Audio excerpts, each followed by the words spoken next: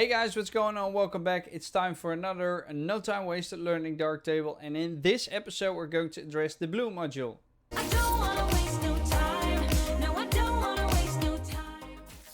This is the Bloom module.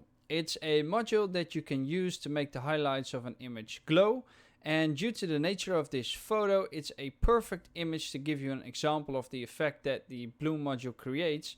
A big thanks to our subscriber Mauricio for sending me this photo, and you can see a full edit over here by clicking this link. It has been done in my previous live stream. So within the module there are three different options. The first one is the size, which in or decreases the range. The second one is the threshold, which will change how big or narrow the area around it should be affected.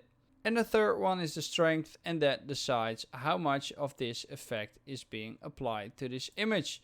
So let me show you guys a quick before and after. So here we have a before without the Bloom module activated, and then activating it, and here we have an after, and you see that the street lights and the lights of this building have a little glow around them, and that automatically brings this image more to life.